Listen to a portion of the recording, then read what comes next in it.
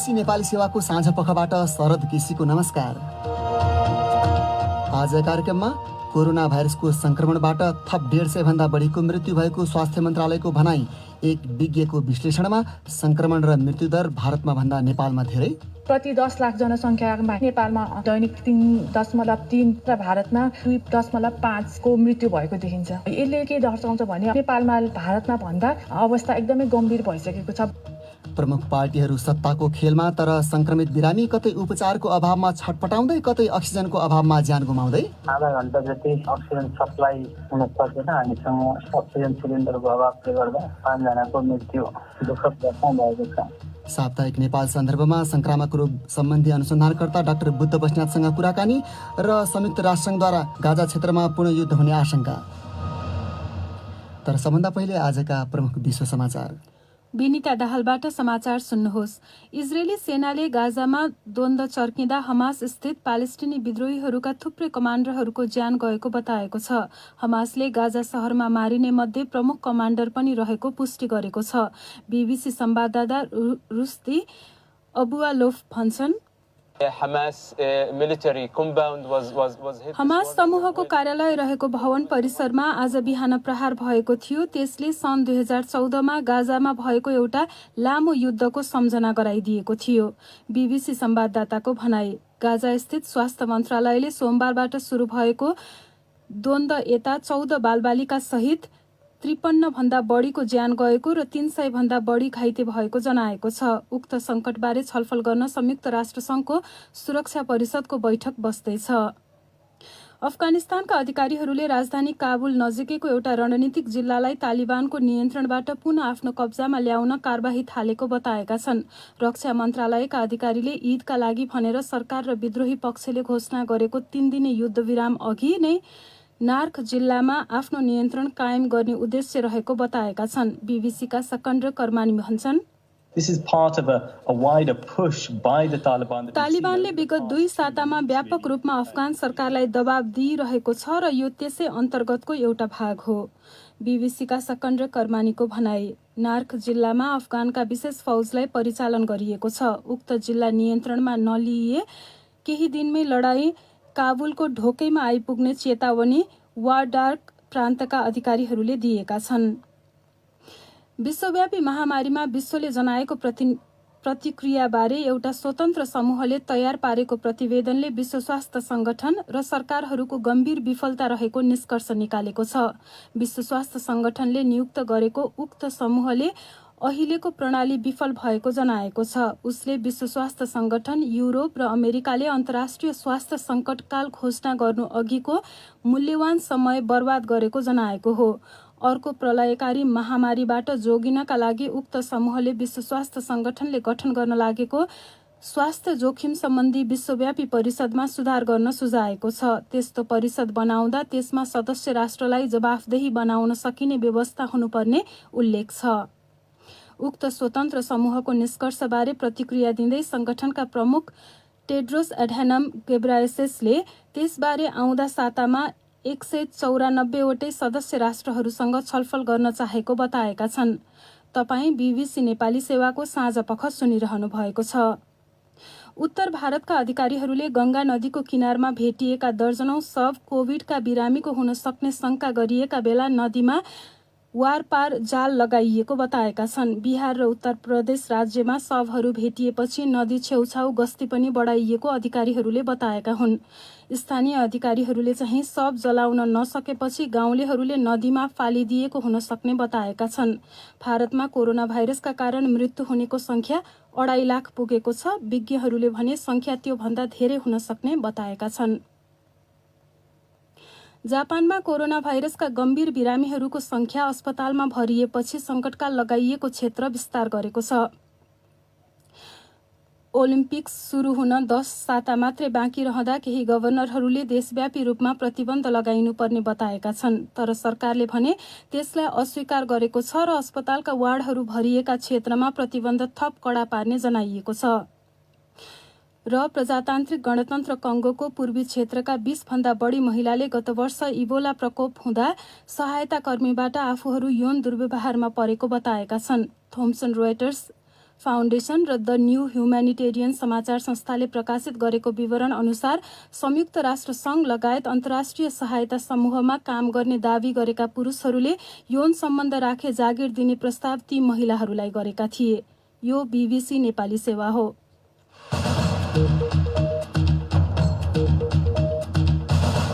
साँझपखमा तपाईँलाई स्वागत छ। देशभरि कोरोना भाइरसबाट ज्यान गुमाउनेको संख्या 168 थपिएको स्वास्थ्य तथा जनसङ्ख्या मन्त्रालयले जनाएको छ। पछिल्लो 24 घण्टामा झण्डै 9,500 संक्रमित बढेसँगै नेपालमा सक्रिय संक्रमितको संख्या 1 लाख नाघेको छ। एक साताको तथ्याङ्क विश्लेषण गर्दै एकजना विज्ञले जनसङ्ख्याको तुलनामा संक्रमित र मृत्यु हुने दर भारतको भन्दा नेपालमा धेरै रहेको बताएकी छन्। प्रस्तुत छ एक रिपोर्ट। स्वास्थ्य मन्त्रालयका प्रवक्ता डाक्टर जागेश्वर गौतमका अनुसार करिब 21,000 नमुना परीक्षण गर्दा 9,300 जनामा संक्रमण देखा परेको हो। तीमध्ये काठमाडौँ उपत्यकामा करिब 4,000 थपिएका छन्। उनले आज सार्वजनिक गरेको विवरणमा स्वास्थ्य अवस्था जटिल रहेका संक्रमितको संख्या पनि उच्च छ।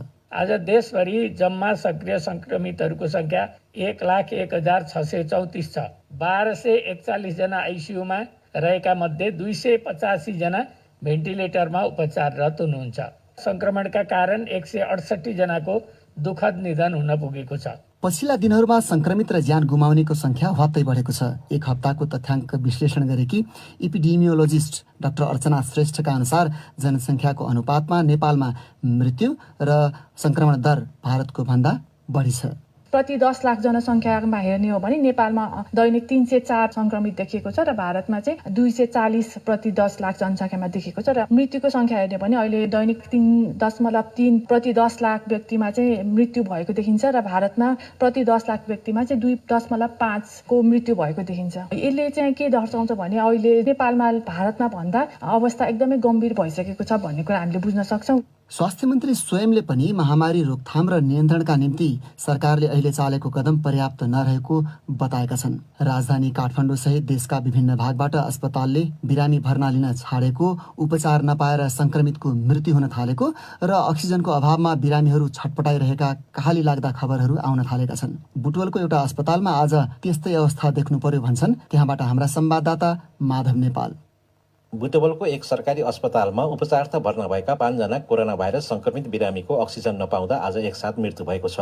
उनीहरूको लुम्बिनी प्रादेशिक अस्पतालले बुटवल धागो कारखानामा सञ्चालन गरेको विशेष कोरोना अस्पतालको आइसियु बेडमा उपचार भइरहेको थियो। मृत्यु हुनेहरूमा 1 जना महिला र अरू 4 जना पुरुष छन्। लुम्बिनी प्रादेशिक अस्पतालका प्रवक्ता डाक्टर विष्णु गौतमका अनुसार आधा घण्टा जति अस्पतालमा अक्सिजनको आपूर्ति रोकिँदा यस्तो दुःखद घटना घटेको हो। सबैजना जटिल केसहरू नै हुने हो। आइसियुमा कम्प्लिकेसन भएकै केसहरू आधा घण्टा जति अक्सिजन सप्लाई हुन सकेन। हामीसँग अक्सिजन सिलिन्डरको अभावले गर्दा 5 जनाको मृत्यु दुःखद घटना भएको छ।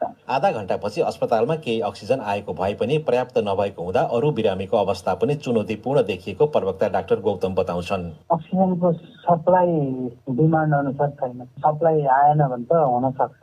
नेपालगञ्जले 100वटा पठाउने भनेर हिजो भएको रहेछ।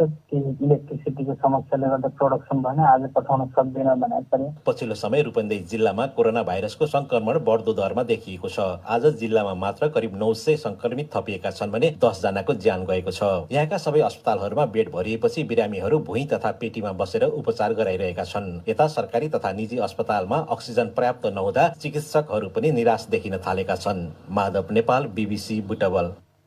विभिन्न खालका अभावका बीच महामारीमा बिरामीको ज्यान जोगाउन खटिएका स्वास्थ्य कर्मीहरूमध्ये अग्रपङ्क्तिमा खटिएका छन् नर्सहरू। बिरामीको सेवा गर्न पाउँदाको आत्मसन्तुष्टिसँगै मनको एउटा कुनामा गुनासो पनि रहेको उनीहरू सुनाउँछन्। अन्तर्राष्ट्रिय नर्स दिवसका अवसरमा करिब 1 वर्षदेखि महामारीमा खटिरहेको उनीहरूको अनुभव समेटेर झापास्थित हाम्रा संवाददाता उमाकान्त खनालले पठाएको एक रिपोर्ट।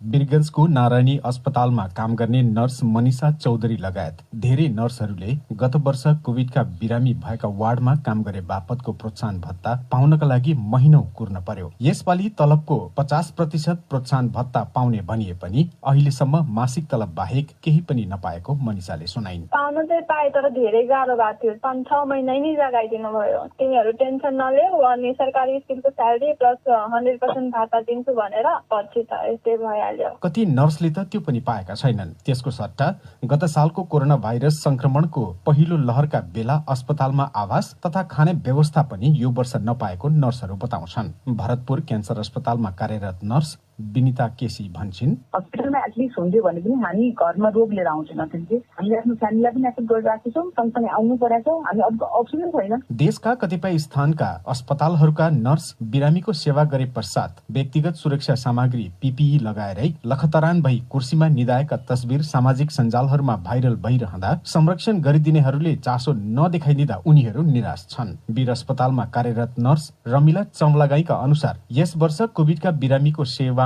खटिएका नर्सका लागि 50% भत्ता उपलब्ध गराउने भनिए पनि पाइन्छ भन्ने विश्वास छैन। अहिले पनि सरकारले 50% दिने भनेर निर्णय गरेको छ, तर कसैलाई पनि यसमा विश्वास छैन पाउँछ भन्ने। तलबै नपाएको कन्डिसनमा बस्ने आवासको व्यवस्था छैन। क्रिटिकल कन्डिसनमा पनि केही कुराको पनि प्रोटेक्सनै गरेको छैन। नर्सिङ काउन्सिलमा दर्ता भएका मध्ये 15 देखि 20% मात्र रोजगारीमा रहेका त्रिभुवन विश्वविद्यालय नर्सिङ क्याम्पस विराटनगरकी प्रमुख मेनुका भण्डारी बताउँछन्। त्यसमा पनि अहिलेको महामारीमा उनीहरू नै शारीरिक तथा मानसिक यातनाको शिकार हुनु परिरहेको उनले बताइन्। कोभिडको भत्ता नपाएका नर्सहरू अहिले पनि छन्। अभावको पनि नर्सिङ डाक्टरले नै भोग्नु परेको छ। जस्तै उदाहरणको लागि अक्सिजन अस्पतालमा चाहियो, त्यो अवस्थामा पनि फ्रन्ट लाइनमा चाहिँ नर्सहरू भएको कारणले गर्दा उनीहरूले फिजिकल्ली मेन्टली दुईटै अवस्था चाहिँ भोग्नु परेको छ। नर्सहरूको समग्र अवस्थाको बारेमा स्वास्थ्य मन्त्रीसँग कुरा गरेर समस्या समाधान गर्ने प्रयास भइरहेको नेपाल नर्सिङ संघका पदाधिकारी बताउँछन्। संघीय अध्यक्ष मनकुमारी राई, अब अक्सिजनको अभावदेखि लिएर बिरामीहरू रिसाउने कराउनेदेखि लिएर त्यो आफ्नो ठाउँमा छ होइन। ड्युटीको प्रेसर पनि धेरै छ। मन्त्रीज्यूले राम्रै तरिकाले हुन्छ, हामी यसको फलोअप गर्छौँ। पहिला चाहिँ समावेशीको रूपमा दिएको रहेछ, अब चाहिँ त्यस्तो हुँदैन भन्नुभएको छ। नेपाल नर्सिङ काउन्सिलमा करिब 1 लाख नर्स दर्ता भएका छन्। उमाकान्त खनाल, BBC, झापा। अब प्रस्तुत गर्दैछौँ महामारीमा देखिएका समस्यामै केन्द्रित तपाईँकै प्रतिक्रिया र टिप्पणी। आज हामीले सामाजिक सञ्जाल फेसबुक र ट्विटरमा सोधेका थियौँ, विभिन्न अस्पतालले अक्सिजन, शैय्या, भेन्टिलेटर आदिको अभाव भएकाले कोरोना भाइरस संक्रमण भएका थप बिरामी भर्ना गर्न नसकिने अवस्था आएको भन्दै विज्ञप्ति प्रकाशित गरेका छन्। यसबारे तपाईँको धारणा के छ? मनोज मल्ल ठकुरीले लेखेका छन्, सरकारले अक्सिजन पर्याप्त मात्रामा छ भन्दै आएको थियो, तर अस्पतालहरूले अक्सिजन अभावका कारण नयाँ बिरामी भर्ना गर्न सक्दैनौ भनिरहेका छन्। त्यसो भए उत्पादन भएको अक्सिजन प्रयोग कता भइरहेको छ? कि अक्सिजनमा पनि कालो बजारी भएको हो? मदनराज उपाध्याय लेख्छन्, सरकार जनताप्रति उत्तरदायी भन्दा पनि कसरी सत्ता बचाउने भन्नेमा छ। हामी जनतालाई अब 1 महिना घरभित्रै बसेर जे छ त्यही खाएर बस्नु र बाँच्नु बाहेक विकल्प छैन। सरकारको पहिलो र अन्तिम लक्ष्य सबै नेपालीलाई पुग्ने खोप ल्याउनेमा हुनुपर्छ। रञ्जिता शर्माको धारणा छ, स्थानीय सरकारले सबै पालिकामा आइसोलेसन सेन्टर बनाएका त छन्, तर ती सबै प्राथमिक उपचार केन्द्र मात्रै भए। नयाँ प्रकारको भाइरस संक्रमित बिरामीलाई अक्सिजन र ICU को आवश्यकता परेको छ। अक्सिजन मात्रैको पनि राम्रो व्यवस्थापन गरेमा नागरिकको ज्यान बस्ने थियो। शेषराज भट्टराई लेख्छन्, अस्पतालले सक्दैनौ गर्दैनौ भन्दै आतंक फैलाइरहेका छन्। अस्पतालले हामी सक्छौं, हामी निको बनाउने प्रयास गर्छौं भन्नुपर्छ, अनि पो बिरामीको मनोबल बढ्छ। अमर गिरीको धारणा छ, भन्नेले जे भने पनि महामारी नियन्त्रणको सम्पूर्ण उत्तरदायित्व सरकारकै हुने भएकोले आवश्यक मेडिकल सामानको समयमै जोडजाम गर्न सरकारले कुनै कसर बाँकी राख्नु हुँदैन, नत्र यसको असर बिर्सन लायक हुने छैन। मनोज दुला लेख्छन्, सरकार नागरिक प्रति जिम्मेवार नभएको स्पष्टै छ। जिम्मेवार भएको भए त बेसार पानी खाएर घरमा बस भन्ने नै थिएन।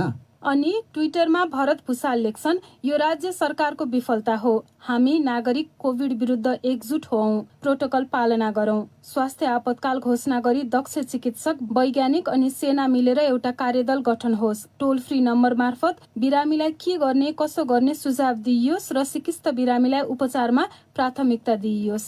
एउटा अन्तर्राष्ट्रिय विषय, संयुक्त राष्ट्रसङ्घले गाजा क्षेत्रको अवस्था पूर्ण युद्धतर्फ धकिलिन लागेको आशंका व्यक्त गरेको छ। त्यहाँ प्यालेस्टिनी विद्रोही र इजरायली सेनाबीच घातक हवाई हमलाहरू भइरहेका छन्। बीबीसीका विवरणहरूमा आधारित रिपोर्ट विनिता दाहालबाट। सोमबार सुरु भएको द्वन्द्व यता कम्तीमा 43 प्यालेस्टिनी र 6 इजरायलीको ज्यान गएको छ। त्यसमा 13 जना प्यालेस्टिनी बालबालिका पनि परेका छन्। संयुक्त राष्ट्रसङ्घका महासचिव एन्टोनियो गुटेरसले जारी हिंसाप्रति आफू गहिरो रूपमा चिन्तित भएको बताएका छन्।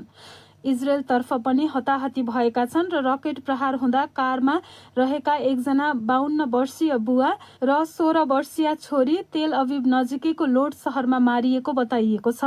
गाजामा इजरायली हवाई हमलामा परि एउटा परिवारका 5 जना सदस्यको ज्यान गएको छ। भवनहरू ध्वस्त भएका छन् भने गाडीहरू थिचिएका वा जलेका छन्। त्यसको भग्नावशेषले सडक भरिएको देखिन्छ। तेल अभिव नजिकैको सहरमा सङ्कटकाल लगाइएको छ।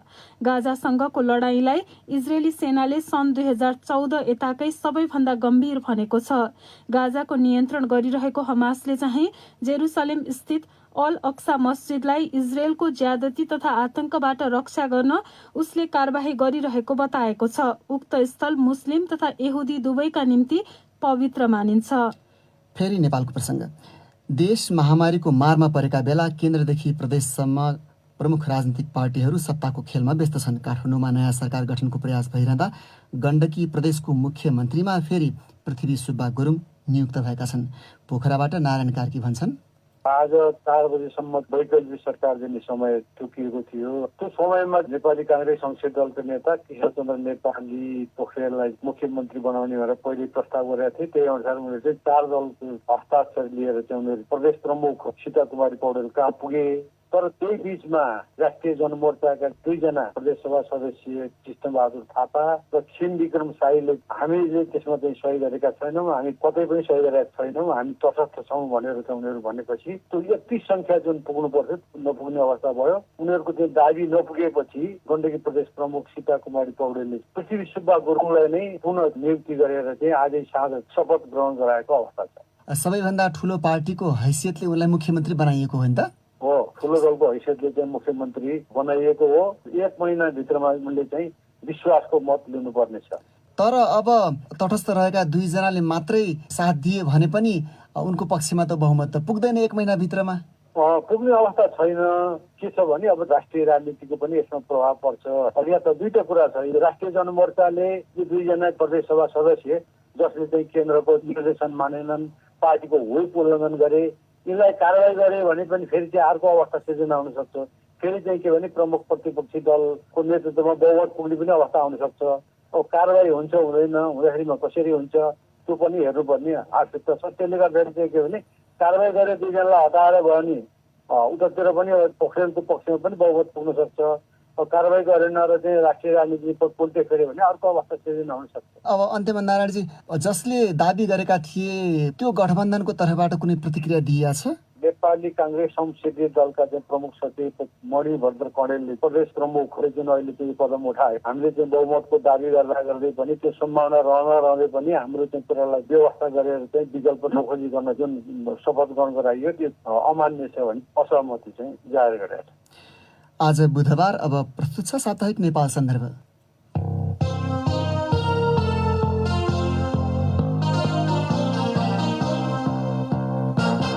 नेपाल सन्दर्भबाट विनिता दाहालको नमस्कार।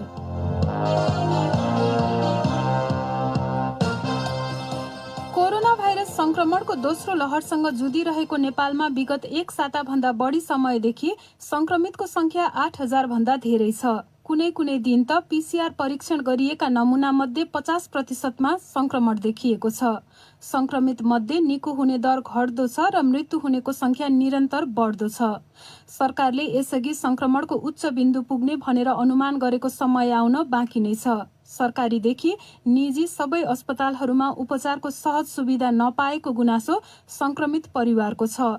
कोभिड नियन्त्रणका लागि सरकारले अहिले चालिरहेकै कदम पर्याप्त नभएको स्वयं स्वास्थ्य मन्त्रीले बताएका छन्। महामारीका कारण लगाइएको निषेधाज्ञापछि खोप कार्यक्रम स्थगित गरिएको छ र थप खोप नेपालमा कहिले आउँछ भन्ने अन्योल कायमै छ।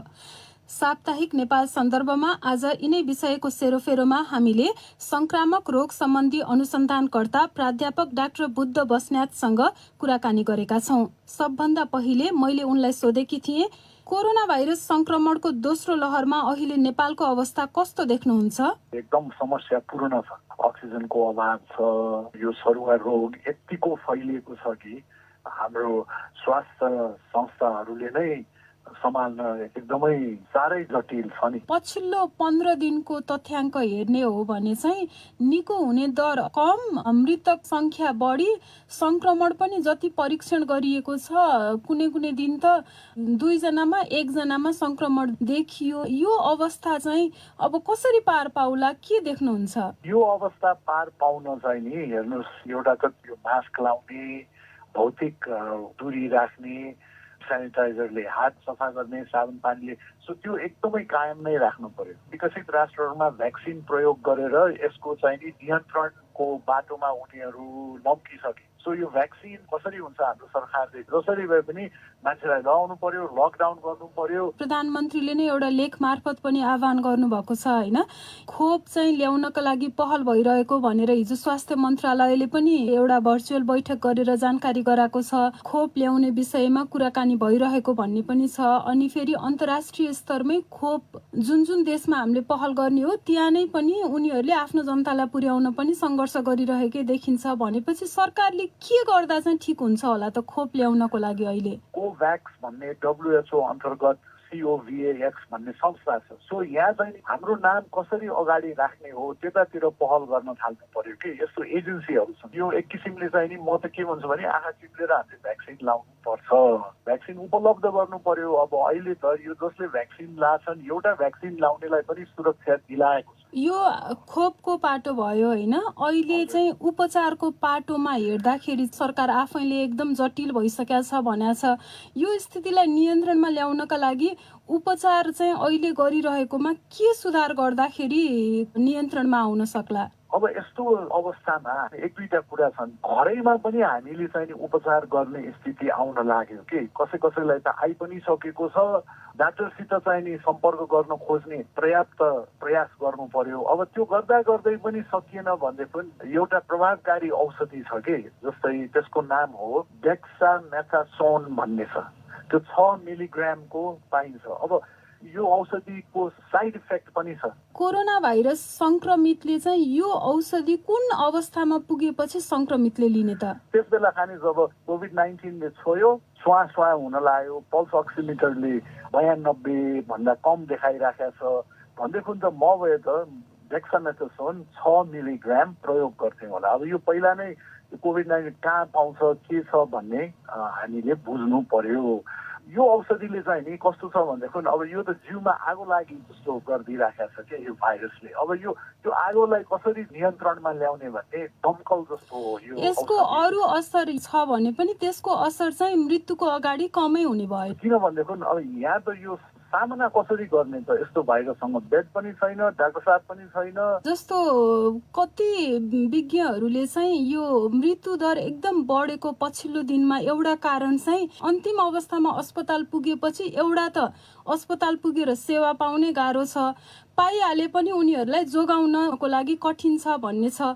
अब त्यस्तोमा घरै बसेर गर्छु भन्न पनि यो गरौँ अथवा त्यो गरौँ भन्दा भन्दै ज्यान गुमाउनु पर्ने अवस्थामा पुग्ने भयो नि त। तपाईँले भन्नुभयो एकदम ठिक हो। अब हामी त एउटा एकदम कुनामा पो परिराखेका छौँ। महत्त्वपूर्ण कुरा के छ भने यो सस्तो औषधि छ कि त्यसैले पाउन पनि गाह्रो छ। कोभिड-19 पोजिटिभ भयो सबै ठिक छ भने यो खानुस् भन्नु खोजे होइन है। यो डेक्सामेथासोन चाहिँ तपाईँले भन्नुभयो नि प्रयोग चाहिँ यो अवस्थामा गर्नुपर्छ भनेर, त्यो अवस्थामा एकचोटि मात्रै प्रयोग गर्ने हो कि बिचमा एउटा ग्याप राखेर गर्नुपर्छ कि? 6 मिलिग्राम चाहिँ खाने हो। हेर्नुहोस् 0.5 मिलिग्राम भनेपछि 12वटा चक्की जस्तो खानुपर्छ 6 मिलिग्राम गर्नलाई। अहिलेको हिसाब अनुसार 10 दिन जस्तो खाने हो। तर यो सकेसम्म डाक्टरसँग सम्पर्क राखेर खाने हो। अब डाक्टरै छैन, डाक्टरसँग नै सम्पर्क गर्न सकिएन, बेड नै छैन भनेदेखि के गर्ने भन्ने चाहिँ त्यो धर्म सङ्कट जस्तो आयो नि त। तपाईँले भन्नुभएको मात्रा लिनु पर्यो तर चिकित्सकको सल्लाह बिना लिन भएन, झन् त्यसले अर्को असर गर्न सक्छ। अब सकेसम्म डाक्टर साहबहरूलाई सोधेर हेल्थ केयर प्रोफेसन के हो भनेर, तर त्यो जिङ्क पट्टी चाहिँ नि लाग्नु भएन। डाक्टर साहब स्वास्थ्य कर्मीहरूले पनि लेख्नु भएन आइभरमेक्टिन, यो कोल्चिसिन यस्तो लेखेर के हुन्छ अर्कै दिशातिर ध्यान आकर्षण हुन्छ कि प्लाज्मा थेरापी, रेमडेसिभिर पनि म त त्यो पनि भन्छु। यहाँ त अक्सिजन काम गर्छ, यो पेटमा घोप्टो परेर सुत्ने काम गर्छ र डेक्सामेथासोन जस्तो औषधि काम गर्छ। अरू पनि औषधिहरू छन्। अब त्यतातिर नजाउँ, त्यो अलिक महँगो छन् है। कसरी हुन्छ हामी भेन्टिलेटरको स्थितिमा जान नपरोस्, यसबाट मर्न नपरोस् भन्ने चाहिँ नि विचार गर्नु पर्यो। यो एकदम डरलाग्दो भाइरस हो कि केही पनि भएको छैन जस्तो हुने मान्छेलाई, तर प्राणघातक प्रत्यक्ष रूपमा छ, जुन हामीले अहिले भोगि नै रहेछौँ। अहिले चाहिँ सामाजिक सञ्जालहरूमा यो उपचारका लागि जुन रेमडेसिभिर भनिन्छ त्यो औषधि चाहिँ पाउन गाह्रो भएको, पाए पनि कालोबजारीमा धेरै मूल्य पर्ने, प्लाज्मा थेरापीको लागि चाहिँ यो ब्लड चाहियो भनेर आह्वान गरिरहेको देखिन्छ। तपाईँले यो अहिलेको संक्रमणको यो अवस्थामा त्यसको उपयोगिता कति देख्नुहुन्छ? बुझाइमा चाहिँ नि ठुलो परिवर्तन आयो कि तपाईँको। पहिला चाहिँ नि यो प्लाज्मा थेरापी काम गर्ला भन्ने प्रमाण थिएन, अहिले चाहिँ नि प्रमाण सहित हामी भन्न सक्छौँ कि तमाममा चाहिँ नि यो प्लाज्मा थेरापी काम गर्दैन। प्लाज्मा थेरापीतिर अहिले नदौडिरहँ, बरु अक्सिजनतिर दौडिनु पर्ने स्थिति चाहिँ छ। यो रेमडेसिभिरतिर पनि नदौडौँ भन्छु। रेमडेसिभिरले चाहिँ नि त्यो मान्छेको मृत्युमा यसले फरक नपारेको देखिएको छ। अस्पतालमा 18 दिन बस्छ भनेदेखि त्यसको सट्टा 14 दिन त्यस्तो कम थियो कि अस्पतालमा बसाइ मात्रै कम गरिदिएको थियो रेमडेसिभिरले। सो अहिले चाहिँ नि यो रेमडेसिभिर, यो प्लाज्मा थेरापी मेरो सुझावमा चाहिँ नि यतातिर नदौडौँ। फेरि महँगो पनि छ कि यो त स्टेरोइड चाहियो, अक्सिजन कम छ भनेदेखि, श्वासमा भइराखेको छ भनेदेखि मान्छेले चाहिँ नि यसको साइड इफेक्ट छ यस्तो छ भनेर बस्ने पनि अहिले ठाउँ छैन। अब यो विचार गर्नु पर्यो, किनभने यो भाइरस प्राणघातक भाइरस हो। 95% ठिक हुन्छ, तर 5% ठिक हुँदैन, 1% मर्न सक्छ मान्छेहरूमा। सो अर्कै रूप धारण गरेर यो भाइरस चाहिँ नि झन् सरुवा हुन सक्ने क्षमता यसको बढेको छ। सो त्यसैले पनि यतिका मान्छेहरूलाई चाहिँ नि संक्रमित भएका हुन् कि अब यसको क्षमता नै बढ्यो, संक्रमित हुने क्षमता। जसले भ्याक्सिन लिएनन् है, अब त्यो त यहाँ त झन्डै पश्चाताप गर्ने टाइम जस्तो आउँछ जस्तो लाग्छ। यो संक्रमणको जुन चेन ब्रेक ल्याउनको लागि चाहिँ बाँकी कसले के गर्नुपर्ने देख्नुहुन्छ? सरकारले अब हेर्नुहोस् यो लकडाउन लम्बायो, अब त्यो अर्को बाटो थिएन। अब अरू चाहिँ नि त्यही हो, पहलतिर जानु पर्यो, यो कसरी अक्सिजन ल्याउने। र अर्को चाहिँ नि हेर्नुहोस् यो पेन्डेमिक, अब यो ओभरअल हेर्दाखेरि यो पनि म भन्न चाहन्छु, तर यो अलि एक किसिमले असान्दर्भिक पनि हुन सक्छ, तर यो पेन्डेमिक यसैमा सीमित अर्को पेन्डेमिक आउन सक्छ कि। सो हाम्रो त यो होल स्वास्थ्यकै ओभरहल गर्नुपर्छ जस्तो छ। यो हाम्रो दक्षिण एसियामा नै कि यो हामीले कसरी चाहिँ नि ठुलो चाहिँ नि ट्रेजेडीले केही अरू फाइदाजनक कुराहरू हुन् यो, जस्तै कि युनिभर्सल हेल्थ केयर, यतातिर ध्यान नदिकन अब अहिलेलाई त यसमा पुरा फोकस हुनु पर्यो। तर आइन्दा हामी के गर्ने, यो हाम्रो चाहिँ नि स्वास्थ्यको डिलिभरीमै हामीलाई चाहिँ त्यतातिर हामीलाई घचाडी राखे जस्तो लाग्छ।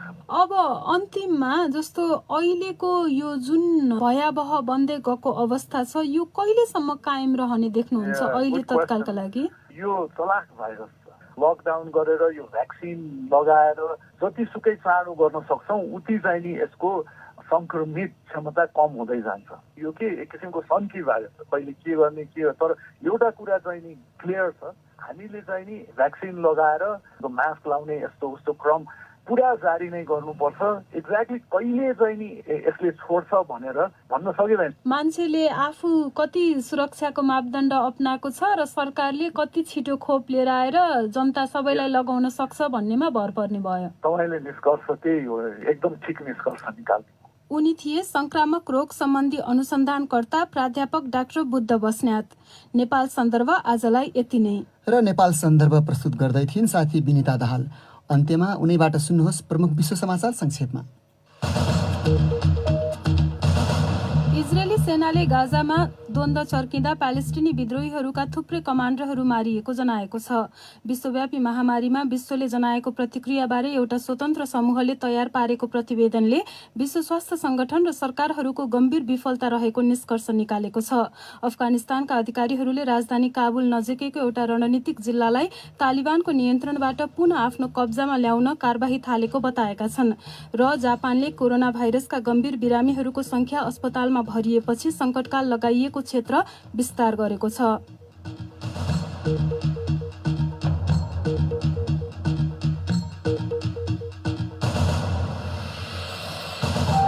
हवस् त यसका साथै बीबीसी नेपाली सेवाको साँझ पख यहीँ सकिन्छ। अब हामी भोलि बिहान 7:15 बजे बिहानी पख लिएर आउनेछौँ।